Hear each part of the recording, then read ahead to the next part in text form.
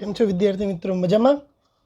હું છું હેમલ સર અને આપણે બાર સાયન્સની અંદર ચેપ્ટર નંબર 13 કે જેનું નામ છે સજીવો અને વસ્તી ભણી રહ્યા છીએ, કે જેને અંતર્ગત આજે આપણે જે ટૉપિક કવર કરવાનો છે એ થશે પરોપજીવન.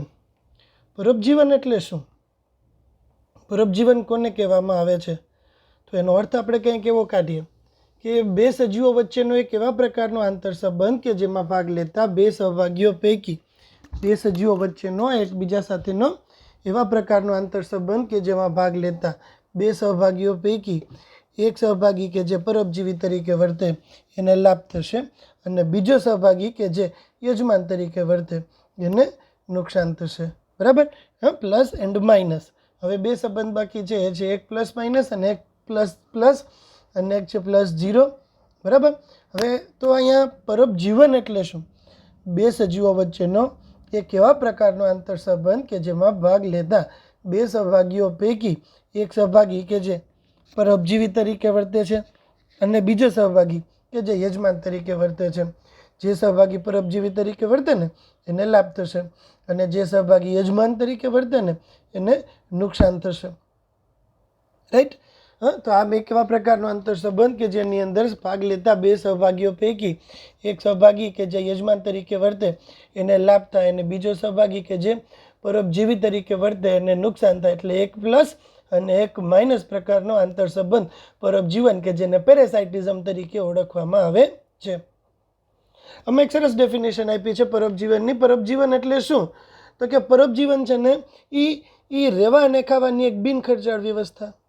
રહેવા ખાવાની એક બિનખર્ચાળ વ્યવસ્થા એટલે પરોપજીવન. પરોપજીવન શું છે? પરોપજીવી એટલે કે રહેવા ખાવાની એક બિનખર્ચાળ વ્યવસ્થા એટલે પરોપજીવન. રાઈટ? પરોપજીવન એવો શબ્દ આવે ને એટલે આપણા મનમાં કંઈક એવું આવે કે પરોપજીવી કોણ હોઈ શકે? તો પરોપજીવી તો નીચલી કક્ષાના સજીવો જ હોઈ શકે છે. પરંતુ એવું નથી. પરોપજીવી ઉચ્ચ કક્ષાના સજીવોમાં પણ પરોપજીવન જોવા મળે છે. જેમ કે હું તમને કહું કે ચૂસમુખા, લેમ્પ્રે, ચૂસમુખા એ અળસિયાની અને અમીબાની સાપેક્ષમાં તો ડેવલપ્ડ જ કહેવાય ને, પણ તેમ છતાં એ પરોપજીવી છે. બાહ્ય પરોપજીવી પુખ્ત અવસ્થાએ માછલી ઉપર. પછી હજી આપણે આગળ જઈએ તો આપણે એમ લાગે કે ભાઈ વનસ્પતિ તો કોઈ દિવસ પરોપજીવી ના હોઈ શકે, પણ એવું નથી. વનસ્પતિમાં પણ પરોપજીવન જોવા મળે છે. એની અંદર વનસ્પતિ પણ પરોપજીવી તરીકે હોઈ શકે છે. કઈ વનસ્પતિ પરોપજીવી તરીકે હોઈ શકે છે? તો કે જે વનસ્પતિમાં પણ પરોપજીવન તમને જોવા મળે છે. કઈ વનસ્પતિ પરોપજીવી તરીકે જોવા મળે? કસ્ક્યુટા, અમરવેલ. એટલે વનસ્પતિમાં પણ પરોપજીવન જોવા મળે છે. એટલે આપણી જે એક એવી ધારણા છે ને કે પરોપજીવી તરીકે નીચલી કક્ષાના સજીવો જ હોય, ઉચ્ચ કક્ષાના સજીવોમાં પરોપજીવન ના હોય, એવી વાત આપણે ખોટી છે. અને બીજી વાત કે પરોપજીવી તરીકે હંમેશા પ્રાણીઓ જ હોય, પણ એવું નથી. સંપૂર્ણ પરોપજીવી તેમજ અર્ધ પરોપજીવી વાંધો છે એ અર્ધ પરોપજીવી વનસ્પતિ છે. અમરવેલ છે એ સંપૂર્ણ પરોપજીવી વનસ્પતિ છે. એટલે કે પરોપજીવન છે એ તમને નીચલી કક્ષાના સજીવોમાં જ નહીં પરંતુ કેટલાક ઉચ્ચ કક્ષાના સજીવોમાં પણ જોવા મળે છે. અહીંયા સરસ એક વાત કીધી ને આપણે કે પરોપજીવન શું છે?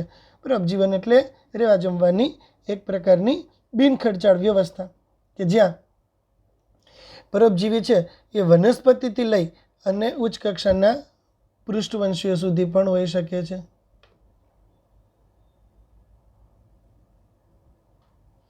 બરાબર? અહીંયા એક કોમન વાત થઈ ગઈ. પરોપજીવન એટલે કેવા આંતરસંબંધ કે જેમાં એક સજીવને લાભ થાય પ્લસ બીજાને નુકસાન થાય માઇનસ. લાભ કોને થાય? તો કે યજમાન હોય એને નુકસાન થાય અને પરોપજીવી હોય એને લાભ થાય.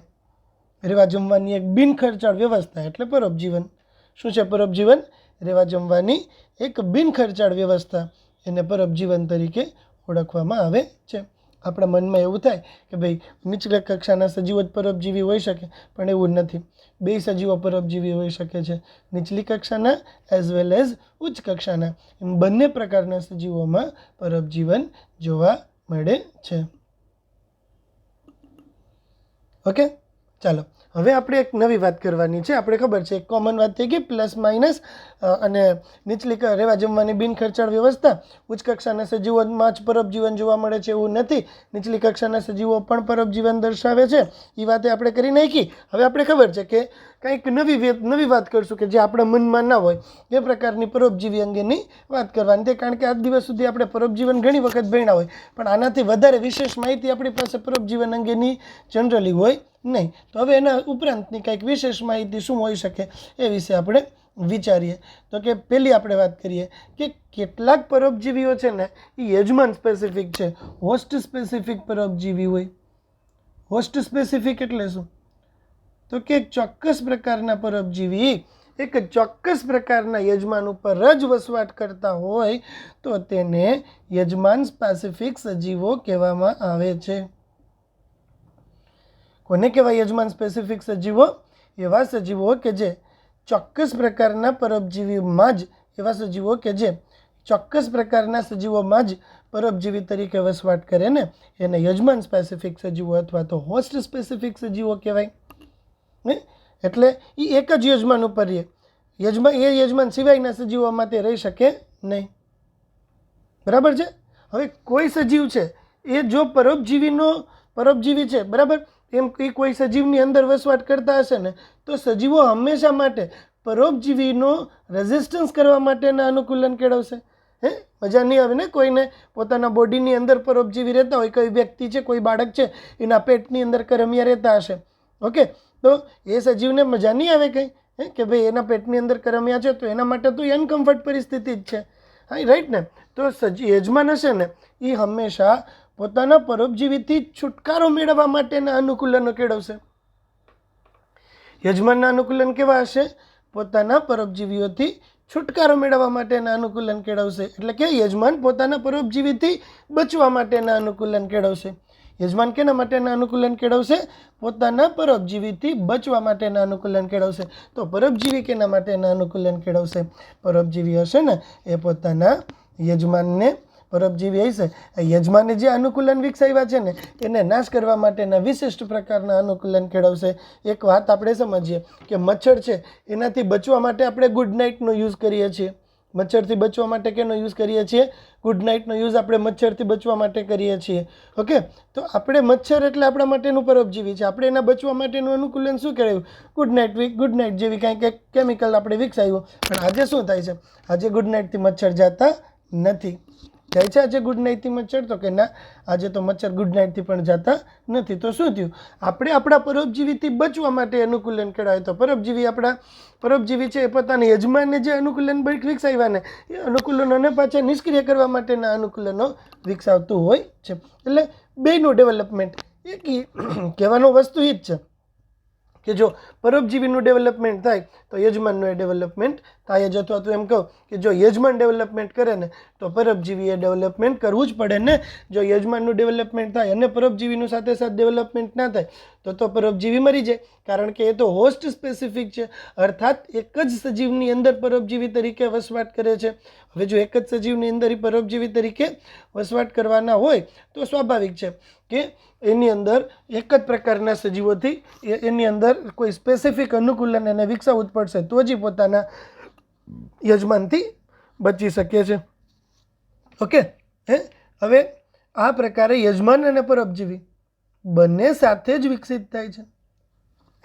એટલે કે જો યજમાન પરોપજીવીનું અસ્વીકાર કરવા માટેના અને પ્રતિકાર કરવા માટેના ક્રિયાવિધિ વિકસાવે તો યજમાન જાતિને પરોપજીવી છે આ ક્રિયાવિધિને નિષ્ફળ કરવા માટેના અનુકૂલનો વિકસાવે છે. બે એકબીજાની સાથે એકબીજાને ન્યુટ્રલાઇઝ કરવા માટેના બે અનુકૂલનો કેળવે છે. એકે શું કર્યું? તો કે એકે એવું કર્યું કે પોતાના યજમાને જે અનુકૂલન વિકસાવ્યા છે એને નિષ્ક્રિય કરવાના અનુકૂલન કેળવ્યા. અને બીજાએ શું કર્યું?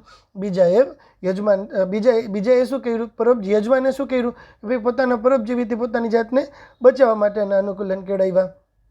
ઓકે, તો પરોપજીવીએ શું કર્યું? યજમાને જે અનુકૂલન વિકસાવ્યા હતા ને એને નિષ્ક્રિય કરવા માટેના અનુકૂલન વિકસાવ્યા. એનો અર્થ એવો થાય કે બંને સજીવો એકસાથે સાયમલ્ટેનિયસલી ડેવલપ થાય છે. જો બે એકબીજા સાથે ડેવલપ થાય તો જ એને સર્વાઈવ કરી શકશે, નહીંતર તો એ સર્વાઈવ નહીં કરી શકે. ઓકે, તો પહેલાં આપણે પરોપજીવી વિશેની એક કોમન વાત કરી કે શું છે પરોપજીવન.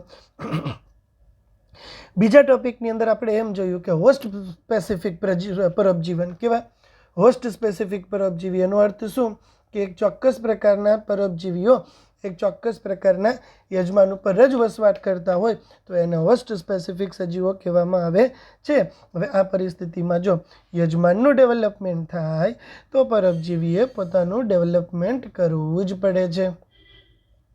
ઓકે, શું થશે?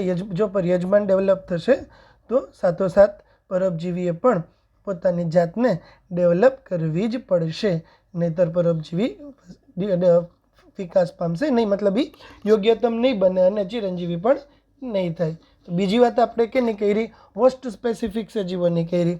હવે ત્રીજી વાત આપણે કરીએ કે પરોપજીવી છે ને એને પોતાની જીવનશૈલીમાં પણ કેટલાક ડેવલપમેન્ટ્સ કર્યા. પોતાનું જે જીવન છે એને અનુરૂપ પરોપજીવીએ પણ પોતાની અંદર કેટલાક ચેન્જીસ લઈ આવ્યા. કેવા ચેન્જીસ પરોપજીવીઓ પોતાના જાતની અંદર લઈને આવ્યા? તો કે જરૂરિયાત વગરના સંવેદના અંગો ગુમાવી દીધા. જરૂરિયાત વગરના સંવેદના અંગો ગુમાવી દીધા. એક્ઝામ્પલ હું તમને આપું કે કરમિયું છે. કરમિયું આપણા પેટની અંદર વસવાટ કરે. ઓકે, કરમિયા પેટની અંદર વસવાટ કરે છે. તો હવે એને આખું હોય કે અંદર એને લાઇટ મળવાની છે કે નથી મળવાની? વિચાર કરો. અંદર એની પાસે સૂર્યપ્રકાશ હશે કે નહીં હોય? નહીં હોય.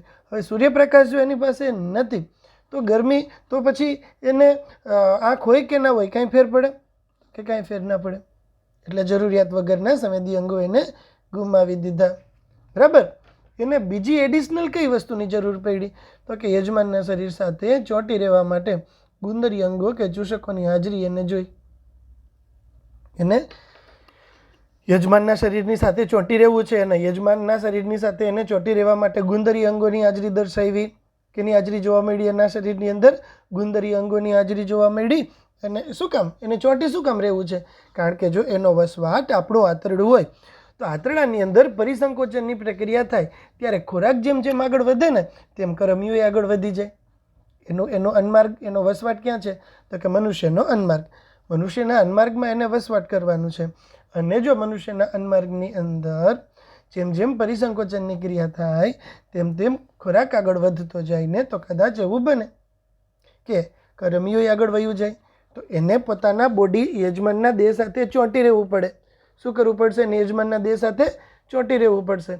અને યજમાનના દેહ સાથે ચોંટી રહેવા માટેનું અનુકૂલન કયું છે? યજમાનના દેહ સાથે ચોંટી રહેવા માટેનું એનું અનુકૂલન થશે. તેમને જરૂરિયાત વગરના વધારાના સંવેદી અંગો દૂર કરી દીધા. અને બીજું, યજમાનના દેહ સાથે ચોંટી રહેવા માટે તેને ગુંદરીય ગ્રંથિ, ગુંદરી અંગો અથવા ચૂષકોની હાજરી દર્શાવી. ઓકે, તેમણે પાચન તંત્રનો લોપ કરી નાખ્યો કારણ કે પરોપજીવી છે. એ કેવા છે? પરોપજીવી છે. એટલે કે યજમાનના શરીરની અંદર વસવાટ કરતા સજીવ છે એ પરોપજીવી છે. હવે પરોપજીવી તરીકે એ યજમાન શરીરમાંથી તૈયાર પાચિત ખોરાક મેળવે. પરોપજીવન અને પ્રાણી સંપોષણ વચ્ચેનો ભેદ શું? આપણે ક્લાસમાં વાત થઈ જ ગઈ છે. પરોપજીવન એટલે એક એવો સજીવ કે જે બીજા સજીવનો ખોરાક તરીકે ઉપયોગ કરે. બરાબર. અને આ કન્ડિશનમાં તે યજમાનમાંથી તૈયાર પાચિત ખોરાક મેળવે. મચ્છર આપણે કહીએ ત્યારે મચ્છર તૈયાર પાચિત ખોરાક મેળવે છે. તો પરોપજીવન એક એવા પ્રકારનો આંતરસંબંધ છે કે જેમાં ભાગ લેતા બે સહભાગીઓ પૈકી એક સહભાગી છે એ બીજા સહભાગીમાંથી તૈયાર પાચિત ખોરાક મેળવે છે. કેવો ખોરાક મેળવે છે? એ તૈયાર અને પાચિત સ્વરૂપનો ખોરાક મેળવે ને એને પરોપજીવન કહેવાય. પ્રાણી સંપોષણ કોને કહેવાય? પ્રાણી સંપોષણ એક એવા પ્રકારની પોષણ પદ્ધતિ છે કે જેને અંતર્ગત એક સજીવ છે એ બીજા સજીવનો ખોરાક તરીકે ઉપયોગ તો કરે જ છે, પરંતુ સાથોસાથ એ સજીવ છે ને એ યજમાન શરીરનો જે ખોરાકમાં ઉપયોગમાં લીધેલા ભાગો છે ને એ ખોરાકમાં લીધેલા ભાગો છે એનું પાચન અને અભિશોષણ પોતાના શરીરમાં કરે. એને પ્રાણી સંપોષણ કહેવાય. અને યજમાન શરીરમાંથી તૈયાર પાચિત ખોરાક મેળવે તો એને પરોપજીવી પોષણ કહેવાય. હવે તમે જ વિચાર કરો કે ભાઈ એને તો પોતાના યજમાનમાંથી તૈયાર પાચિત ખોરાક મેળવ્યો છે અને યજમાનમાંથી શું કર્યું છે? તૈયાર પાચિત ખોરાક મેળવ્યો છે. અને તેને યજમાનમાંથી તૈયાર પાચિત ખોરાક મેળવ્યો છે એટલા માટે યજમાન શરીરમાંથી તૈયાર પાચિત ખોરાક મેળવે છે એટલા માટે એને પાચન તંત્ર હોય તોય ભલે અને પાચન તંત્ર ના હોય તોય ભલે. એટલે એનો અર્થ એવો થાય કે એમણે પોતે પાચન તંત્રને ગુમાવી દીધું છે. શું કર્યું છે? એને પાચન તંત્ર ગુમાવી દીધું છે. જરૂરિયાત વગરના સંવેદનના અંગો ગુમાવી દીધા. પછી શું કર્યું તો કે ભાઈ યજમાન શરીર સાથે ચોંટી રહેવા માટે ચૂષકો કે ગુંદરીય ગ્રંથિ વિકસાવી. પછી શું કર્યું તો કે પાચન તંત્રનો લોપ કરી નાખ્યો અને પ્રજનન ક્ષમતા પ્રોત્સાહિત કરી નાખી. પાચન તંત્રનો લોપ અને પ્રજનન ક્ષમતા પ્રોત્સાહિત કરી. શું કામ? કારણ કે જાજામાં જાજા પ્રજનન દ્વારા એ જેટલી જાજી સંતતિ ઉત્પન્ન કરશે એટલી એની જીવ સાતત્ય જાળવવા માટેની પ્રોબેબિલિટી વધી જશે. બરાબર? એને જેટલી જાજી સંતતિ ડેવલપ કરશે એટલી એની જીવ સાતત્ય જાળવવાની ક્ષમતા વધી જશે. ઓકે, ફરીથી હવે આટલી સમજ પડે. પહેલાં કઈ વસ્તુની વાત કરી આપણે તો કે ભાઈ પરોપજીવી છે એ યજમાન શરીર સાથે ચોંટી રહે. એ પહેલાં એને કેટલાક એવા ડેવલપમેન્ટ કર્યા ને પોતાના બોડીની અંદરથી પોતાના એવા ચેન્જીસ લઈને આવ્યા ને કે જેથી કરીને એ પોતે પોતાના વસવાટમાં સારી રીતે અનુકૂલિત થઈને રહી શકે. તો એવા અનુકૂલનો ક્યાં ક્યાં તો કે પહેલું જરૂરિયાત વગરના સંવેદના અંગોની ગેરહાજરી. બીજું એમણે સંવેદના અંગો ગેરહાજર કરી નાખ્યા. પછી યજમાન સાથે ચોંટી રહેવા માટે ગુંદરીય ગ્રંથિ કે ચૂષકો ડેવલપ કરી નાખ્યા. પછી એને પ્રજનન ક્ષમતા વધારી નાખી અને પાચન તંત્રનો લોપ કરી નાખ્યો. આવા બધા એને અનુકૂલનો કેળવ્યા છે. કેટલાક છે ને કેટલાક સજીવો છે એ પોતાના જીવનકાળ દરમિયાન 1 કે 2 યજમાનોમાંથી કે વાહકોમાંથી પસાર થાય છે. બરાબર? કેટલાક સજીવો છે એ શું કરે છે તો કે એક વધુ યજમાનમાંથી પહેલાં આપણે યજમાન સ્પેસિફિક સજીવની વાત કરી. સમજો કેવી રીતે આપણે યાદ રાખશું આ વસ્તુ. પહેલાં આપણે યજમાન સ્પેસિફિક સજીવની વાત કરી. પછી આપણે એમ વાત કરી કે સજીવે પરોપજીવી તરીકે જીવવા માટેના કેવા કેવા અનુકૂલનો કેળવ્યા એ અંગેની આપણે વાત કરી. 2 વાત કરી. ત્રીજી વાત કઈ કરી આપણે? ત્રીજી વાતની અંદર આપણે હવે એમ જોવાનું છે કે કેટલાક સજીવો છે એ 1 કે તેથી વધુ યજમાનમાંથી પસાર થતા હોય. એક્ઝામ્પલ આપીને તમને સમજાવ્યું છે. જે પ્રાથમિક યજમાનના પરોપજીવીપણાને સુલભ બનાવે છે. કેટલાક સજીવો બે કે મધ્યસ્થ વાહકનો યુઝ કરતા હોય છે. એમ લાઈક કેમ હાથી પગાનું કૃમિ છે, ફિલારિયલ કૃમિ. હાથી પગાનું કૃમિ એટલે કયું? ફિલારિયલ કૃમિ. એ ફિલારિયલ કૃમિ ડાયરેક્ટલી આપણા બોડીની અંદર એન્ટર ના થઈ શકે તો એ મધ્યસ્થ યજમાન તરીકે મચ્છરનો ઉપયોગ કરે. ક્યુલેક્સ ફેટિજન મચ્છરનો યુઝ મધ્યસ્થ યજમાન તરીકે કરે ત્યારે હાથી પગાનું કૃમિ કે જેનું નામ છે ફિલારિયલ કૃમિ એ આપણા દેહની અંદર દાખલ થઈ શકે છે. તો એને યજમાન સ્પેસિફિક સજીવ ઉપરાંત કેટલાક સજીવો 2 કે તેથી વધુ યજમાનનો યુઝ કરતા હોય છે. એક્ઝામ્પલ આમાં બીજું આપ્યું છે. આમાં આપ્યું છે માનવ યકૃત કૃમિનું એક્ઝામ્પલ આપ્યું છે. કેનું એક્ઝામ્પલ આપ્યું છે? માનવ યકૃત કૃમિ કે જેનું નામ છે ટ્રિમેટોડા.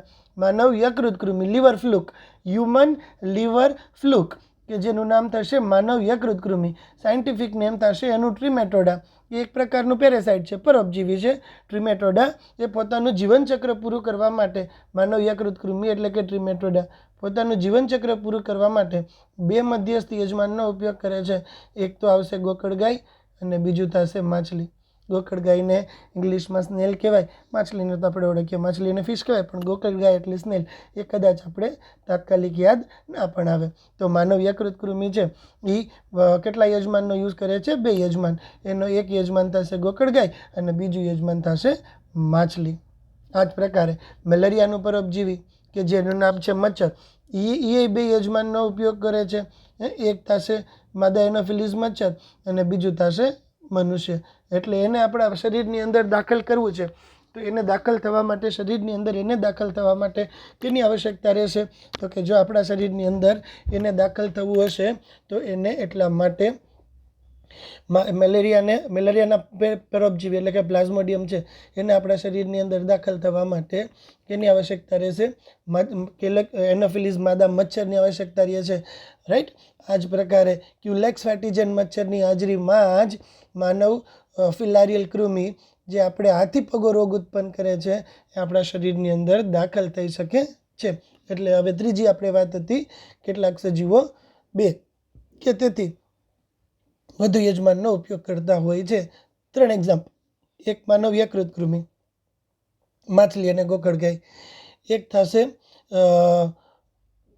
મેલેરિયાનો કે જે પ્લાઝ્મોડિયમ મલેરિયાનું પરોપજીવી એટલે કે પ્લાઝ્મોડિયમ અને એના નામ ક્યાં થશે તો કે એક થશે માદા એનોફિલિસ મચ્છર અને બીજું થશે હ્યુમન બિંગ. ત્રીજું થશે ફિલારિયલ કૃમિ, હાથી પગાનું કૃમિ, એના બે યજમાન ક્યાં ક્યાં થશે? તો એનું મધ્યસ્થી યજમાન કયું થશે? ક્યુલેક્સ પેટિજન મચ્છર થ્રુ એ આપણા શરીરની અંદર દાખલ થાય તો ક્યુલેક્સ પેટિજન મચ્છરને તેના મધ્યસ્થ યજમાન તરીકે લેવામાં આવે છે. તો એક વાત કરી આપણે, બરાબર. હવે આગળ જઈએ હજી કે પરોપજીવી છે એ શું કરે છે? પરોપજીવીના લીધે શું થતું હોય છે? તો કે પરોપજીવી છે ને મોટાભાગના પરોપજીવીઓ યજમાનને નુકસાન પહોંચાડે. શું કરે છે પરોપજીવીઓ? યજમાનને નુકસાન પહોંચાડે છે. એની ઉત્તરજીવિતા, વૃદ્ધિ, પ્રજનનમાં ઘટાડો કરી નાખે છે. આ પ્રકારે એની વસ્તીગીચતા ઘટાડે. પરોપજીવીઓ દ્વારા યજમાનને થતું નુકસાન શું છે? પરોપજીવીઓ છે યજમાનને નુકસાન પહોંચાડે તો યજમાનની ઉત્તરજીવિતા એટલે કે ચિરંજીવિતા, એની વૃદ્ધિ અને પ્રજનનમાં ઘટાડો કરી નાખે છે અને તેની વસ્તીગીચતા પણ ઘટાડે છે. રાઈટ. એના લીધે યજમાન શારીરિક રીતે કમજોર બની જાય છે. યજમાનને શારીરિક રીતે કમજોર બનાવી દે છે અને પરભક્ષણ માટે વધુ અસુરક્ષિત બનાવી શકે છે. યજમાનને શારીરિક રીતે કમજોર બનાવી નાખે એટલા માટે પરભક્ષણ માટે વધુ અસુરક્ષિત બની શકે છે. મતલબ કે ઇઝીલી કોઈ એને ખોરાક તરીકે ઉપયોગમાં લઈ લેશે. જોજો હવે પાછો નવો આપણો ટોપિક થયો. સ્ટેપ વાઇઝ જ જજો એટલે તમને યાદ રાખવામાં સરળતા રહેશે. કે પહેલાં આપણે એમ જોયું કે પરોપજીવન એટલે શું? રહેવા જમવાની બિનખર્ચાળ વ્યવસ્થા. એક પ્લસ અને માઇનસ પ્રકારનો આંતર સંબંધ. એક સહભાગી પરોપજીવી પ્લસ બેનિફિટેડ, એક સહભાગી યજમાન માઇનસ, એને નુકસાન થાય છે. બરાબર. પછી આપણે એમ કીધું કે પરોપજીવી તરીકે હંમેશા નીચલી કક્ષાના સજીવો જો એવું જરૂરી નથી. વનસ્પતિ તેમજ ઉચ્ચ કક્ષાના સજીવો બંને પરોપજીવી તરીકે હોઈ શકે છે. એ વાત કરી. પછી હોસ્ટ સ્પેસિફિક સજીવની વાત કરી. પછી આપણે એવી વાત કરી કે પરોપજીવી છે એને યજમાન શરીરની અંદર પોતાની જાતને ડેવલપ કરવા માટેના કેવા કેવા અનુકૂલનો વિકસાવ્યા છે એ વાત કરી. હવે પછીની વાત શું થશે? હવે પછીની એની આપણી વાત થશે કે પરોપજીવી છે એ યજમાન છે એના માટે શરીરમાં દાખલ થવા માટે કેટલીક વખત મધ્યસ્થ યજમાનનો યુઝ કરતો હોય છે. એના 3 એક્ઝામ્પલ જોઈએ. કે ભાઈ ગોકળગાય અને માછલી એમાંનો યકૃત કૃમિના યજમાન થશે. મલેરિયાનું માદા એનાફિલિસ અને ક્યુલેક્સ પેટિજન મચ્છર એ કોનું? તો કે હાથી પગાના કૃમિનું એ ઉદાહરણ છે. ઓકે. તો યજમાનને શારીરિક રીતે હવે એના પછીનું સમજવાની વસ્તુ કઈ થશે? તો કે ભાઈ પરોપજીવીઓ છે એ મોટા ભાગે તો પરોપજીવીઓ યજમાનને નુકસાન જ પહોંચાડે છે. યજમાનની ઉત્તરજીવિતા ઘટાડે, એની વૃદ્ધિ એના પ્રજનનના દર ઉપર અસર કરે છે, યજમાનને શારીરિક રીતે કમજોર બનાવી દે છે. એટલા માટે યજમાનને પરભક્ષણ માટે વધુ અસુરક્ષિત બનાવી દે છે. હવે એમ કહે છે જોજો કે એવું પોસિબલ છે કે પરોપજીવી તરીકે કોઈ સજીવ વસવાટ કરે? જોજો, ઇઝ ઇટ પોસિબલ કે કોઈ સજીવ પરોપજીવી તરીકે વસવાટ કરે પણ પોતાના યજમાનને નુકસાન ના પહોંચાડે? એવું બને કે એક સજીવ બીજા સજીવ ઉપર પોતાના જીવવા માટે આધાર રાખે ખરા પણ પાછું એક સજીવ બીજા સજીવને કોઈ પણ પ્રકારનું નુકસાન ના પહોંચાડે? Is it possible? તો કે હા, એ વસ્તુ શક્ય છે. પણ એને તો પછી એને પરોપજીવન ના કહેવાય. શું ના કહેવાય? તો પછી એને પરોપજીવન જ ના કહેવાય. તો એને સહભોજિતા કહેવાય. Plus and zero. શું કહેવાય? તો પછી એને સહભોજિતા અથવા તો પ્લસ એન્ડ ઝીરો. એને પછી પરોપજીવન કહેવામાં આવતું નથી. ઓકે. હવે 3 ટૂંક નોંધ આવશે. બાહ્ય પરોપજીવન, અંડ પરોપજીવન, અંતઃપરોપજીવન અને અંડ પરોપજીવન. જોજો 2 માર્કની ટૂંક નોંધ આપણી બને. બાહ્ય પરોપજીવન, અંતઃપરોપજીવન અને અંડ પરોપજીવન. બાહ્ય પરોપજીવન એકદમ સિમ્પલ વસ્તુ. બાહ્ય અને અંત બેયની વ્યાખ્યા તો અંદર શબ્દમાં જ આવી જાય છે. ખાલી તમારે 2-3 એને લગતા એ વસ્તુને એક્સપ્લેન કરતા એક્ઝામ્પલ્સ આપવાના થાય. બાહ્ય પરોપજીવન, એક સજીવ યજમાન દેહની બહારની બાજુએ રહી અને પરોપજીવન ગાળે તો એને બાહ્ય પરોપજીવી કહેવામાં આવે છે. કોને કહેવામાં આવે છે બાહ્ય પરોપજીવન? એક એવી પરિસ્થિતિ કે જેને અંતર્ગત એક સજીવ બીજા સજીવના દેહની બહારની બાજુએ રહી અને પરોપજીવન ગાળે તો બાહ્ય પરોપજીવી. એક સજીવ બીજા સજીવના દેહની અંદરની બાજુએ રહી અને પરોપજીવન ગાળે તો અંતઃ પરોપજીવી. અને એક સજીવ ઈંડા સેવવા માટે જો યજમાનનો ઉપયોગ કરે, તેના માટે માત્ર ઈંડાને સેવવા માટે યજમાનનો ઉપયોગ કરે તો એને અંડ પરોપજીવન કહેવામાં આવે છે. બહારની બાજુએ રહી અને પરોપજીવન ગાળે બાહ્ય પરોપજીવી, અંદરની બાજુએ રહી અને પરોપજીવન ગાળે અંતઃ પરોપજીવી, ઈંડા સેવવા માટે યજમાનનો ઉપયોગ કરે તો એને અંડ પરોપજીવન, આ ત્રીજો ટોપિક રહ્યો ને, અંડ પરોપજીવન અથવા તો બ્રૂડ પેરેસાઇટિઝમ કહેવામાં આવે છે. હવે યજમાન શરીરની બહારની બાજુએ રહી અને આહાર પૂર્તિ માટે આધાર રાખતા હોય તો એને આપણે બાહ્ય પરોપજીવી તરીકે ઓળખીએ છીએ. એક સજીવ પોતાના આ ત્રણે બબે માર્ક્સની ટૂંક નોંધ બન્યો કે સજીવની બાહ્ય સપાટી ઉપર આહાર પૂર્તિ માટે આધાર રાખે તો તેને બાહ્ય પરોપજીવન અથવા એક્ટોપેરેસાઇટ કહેવામાં આવે છે. મનુષ્યની અંદર જૂ એટલે કે માથામાં ટોલા હોય ને તે કૂતરા ઉપર જોવા મળતી બગાઈ એનું ઉદાહરણ છે. મનુષ્ય ઉપર જોવા મળતા જૂ એટલે કે ટોલા અને કૂતરા ઉપર જોવા મળતી બગાઈ એના ઉદાહરણ થાય છે. ઘણી બધી સામુદ્રિક માછલીઓ બાહ્ય પરોપજીવીઓ અરિત્રપાદ દ્વારા અસરગ્રસ્ત થાય છે. સામુદ્રિક માછલીઓ ઉપર બાહ્ય પરોપજીવી કેપોપોડ્સ અથવા અરિત્રપાદ. અમરવેલ છે એ વનસ્પતિ અમરવેલ એટલે કે કસ્ક્યુટા, અમરવેલ એટલે કસ્ક્યુટા કે જે એક પ્રકારની પરોપજીવી વનસ્પતિ છે. તે વનસ્પતિ છે એ વાડ ઉપર ઉગતી જોવા મળે છે. ઉદ્વિકાસ દરમિયાન તેમણે હરિદ્રવ્ય અને પર્ણો ગુમાવી દીધા છે. તે ચૂષક પ્રકારના મૂળ વિકસાવે છે. કેવા મૂળ વિકસાવે છે? ચૂષક પ્રકારના મૂળ વિકસાવે છે અને તે યજમાન વનસ્પતિમાંથી પોતાનું પોષણ મેળવે છે. આ પ્રકારે તે વનસ્પતિમાંથી એ ચૂષક પ્રકારના મૂળ વિકસાવે છે. આ એના ચૂષક પ્રકારના મૂળ છે એ ડાયરેક્ટ જલવાહક પેશી સુધી જાય, પાણી અને ખનિજ પોષક તત્વ લઈ આવે. અન્નવાહક પેશી સુધી જાય, ખોરાક અને પોષક તત્વ લઈ આવે. આ પ્રકારે અમરવેલ એક એવી વનસ્પતિ છે કે જે પોતાની સમગ્ર જરૂરિયાતની પૂર્તિ માટે વનસ્પતિ ઉપર આધાર રાખે છે. એટલા માટે તેને આપણે કેવી કહીએ છીએ? એટલા માટે આપણે તેને સંપૂર્ણ પરોપજીવી વનસ્પતિ કહીએ છીએ. હજી વાંદો અથવા કસ્ક્યુટા એ પરોપજીવી વનસ્પતિ કહેવાય, પણ એ અપૂર્ણ પરોપજીવી વનસ્પતિ કહેવાય. કેવી વનસ્પતિ કહેવાય ને? અપૂર્ણ પરોપજીવી વનસ્પતિ. એનો અર્થ શું થશે? તો કે એક વનસ્પતિ છે એ પોતાના યજમાન વનસ્પતિનો ઉપયોગ માત્ર પાણી અને ખનિજ પોષક તત્વો મેળવવા માટે કરે છે. આંબો ઉપર, આંબાના ઝાડ ઉપર વાંદો વસવાટ કરે. આ વાંદો છે એ અર્ધ પરોપજીવી વનસ્પતિ છે. શું કામ અર્ધ પરોપજીવી છે? કારણ કે એ આંબો છે એમાંથી ખાલી માત્ર પાણી અને ખનિજ પોષક તત્વો જ પણ મેળવે છે. એની પાસે હરિદ્રવ્ય ધરાવતા લીલા પર્ણો તો છે, એટલા માટે પ્રકાશ સંશ્લેષણની ક્રિયા દરમિયાન તે પોતાનો ખોરાક પોતાની જાતે બનાવી દે છે. ઓકે, તો આમ બે વનસ્પતિની અંદર પણ પરોપજીવન જોવા મળે છે કે જે બે પ્રકારનું હોઈ શકે છે. કયા બે પ્રકારનું હોઈ શકે છે?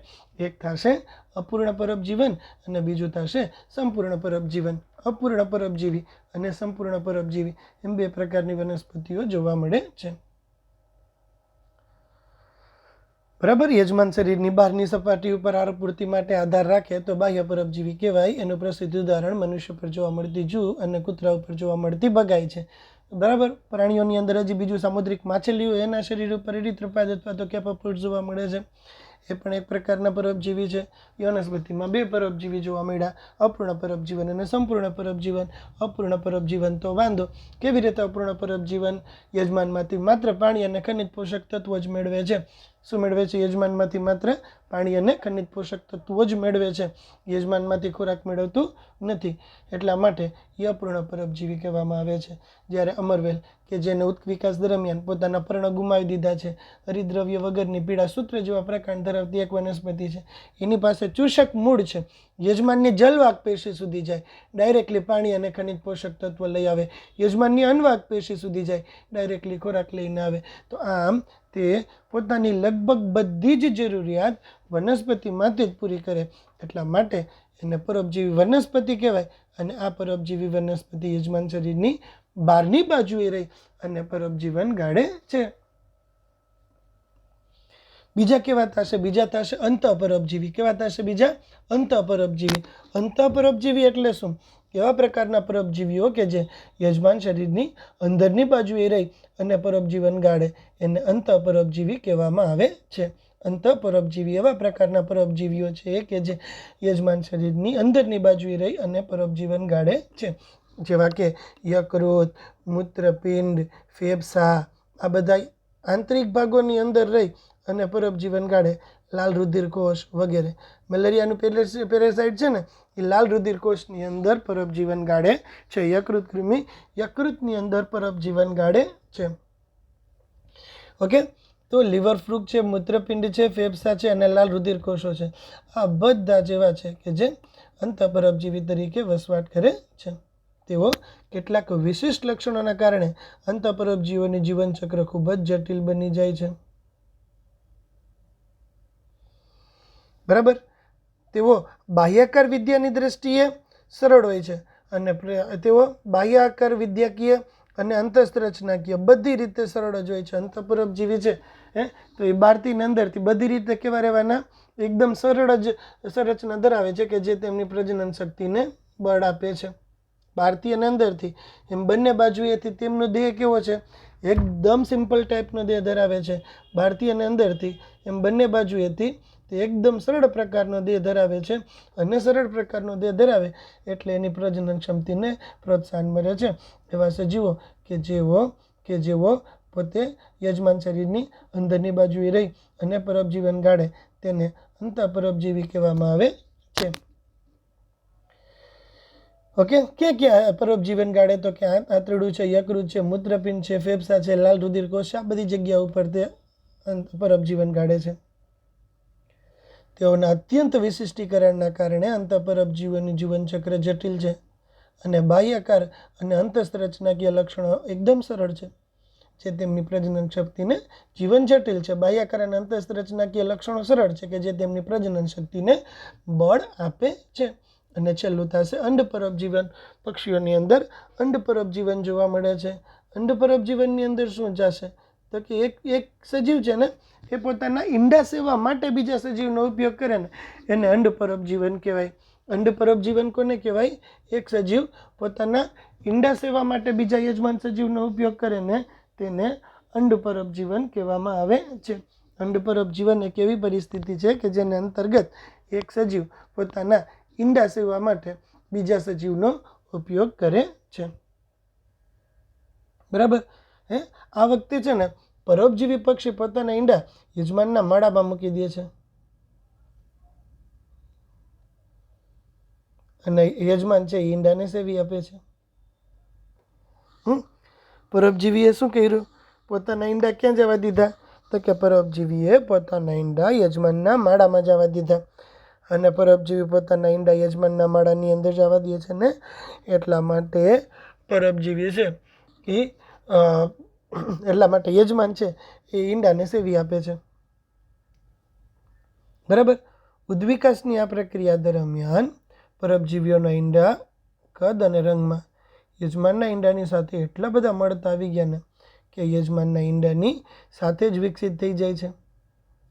એટલા બધા મળતા આવે છે, એટલા બધા ડેવલપ થઈ જાય ને કે ભાઈ પક્ષી છે ને એ આ ઈંડાને, જે યજમાન પક્ષી છે એ ઈંડાને અલગ જ નથી પાડી શકતો કે જેથી કરીને એ તેમને નીકળી જવા માટેની તક ઓછી થઈ જશે. ઉદ્વિકાસની પ્રક્રિયા થઈને ત્યારે આ પક્ષીઓએ પોતાના ઈંડાને એટલા બધા પોતાના મતલબ જે પરોપજીવી પક્ષી છે રાઈટ, એ પોતાના ઈંડાને યજમાન પક્ષી સાથે એટલા બધા સામ્યતા ધરાવતા કરી નાખ્યા છે ને કે આજે એવું બને કે પરોપજીવી પક્ષી છે એના ઈંડાને યજમાન પક્ષી અલગ જ નથી કરી શકતું.